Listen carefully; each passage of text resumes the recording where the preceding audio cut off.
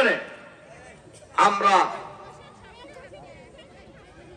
হাসপাতাল করার জন্য, হাসপাতাল কিন্তু আছে, এই যে কমিউনিটি ক্লিনিক যেটা, কিন্তু কোন জায়গায় ডাক্তার নাই।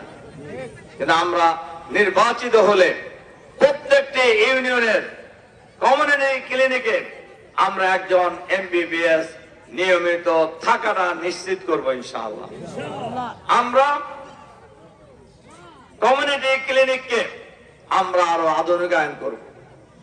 আমরা বলেছি উল্লাপাড়ার স্বাস্থ্য কমপ্লেক্স, কাওয়াক স্বাস্থ্য কমপ্লেক্স এবং উপজেলা স্বাস্থ্য কমপ্লেক্স পূর্ণিমাগাতি, এই দুটাকে আমরা আধুনিকায়ন করব, যাতে উল্লাপাড়ার জনগণের চিকিৎসার জন্য শুরুতেই ঢাকাতে দৌড়তে না হয়।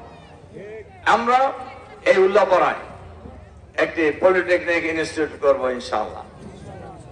সম্মানিত ভাই এবং বোনেরা, আমরা ইতিমধ্যে এই এলাকায় দুটি কলেজ প্রতিষ্ঠা করেছি।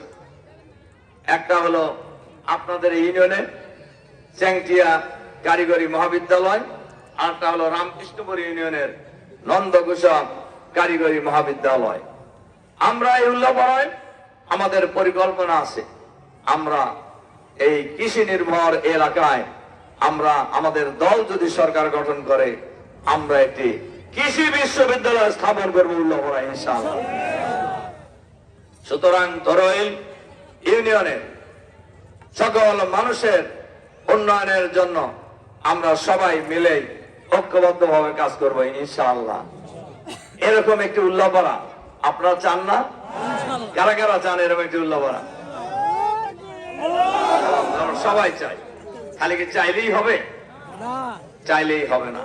এজন্য আমি আপনাদের কাছে কয়েকটি বিষয় অনুরোধ রাখতে চাই। 1 নম্বর অনুরোধ, আগামী 12ই ফেব্রুয়ারি নির্বাচনে আমরা সবাই মিলে ঐক্যবদ্ধভাবে দাঁড়িপাল্লায় ভোট দেবো ইনশাআল্লাহ। 2, নির্বাচনের যে কয়টা দিন বাকি আছে আমাদের খেতে খামারের কাজ একটু কমায়া, আমাদের বন্ধের বাড়িঘরের কাজ একটু কমায়া এই বাকি কয়টি দিন দাঁড়িপাল্লাকে বিজয়ী করার জন্য আমরা মাঠে ময়দানে ঝাঁপায় পড়বো ইনশাআল্লাহ। সম্মানিত ভাই এবং বোনেরা, আমরা সবাই গ্রুপ করে করে প্রতিটি ভোটার ভাই বোনদের কাছে যাব, আমরা দাঁড়িপাল্লার দাওয়াত দিব, খান সাহেবের সালাম দিব, দাঁড়িপাল্লায় ভোট চাইবো ইনশাআল্লাহ। আর আমাদের যত আত্মীয় স্বজন আছে সবার বাড়িতে যাব ইনশাআল্লাহ।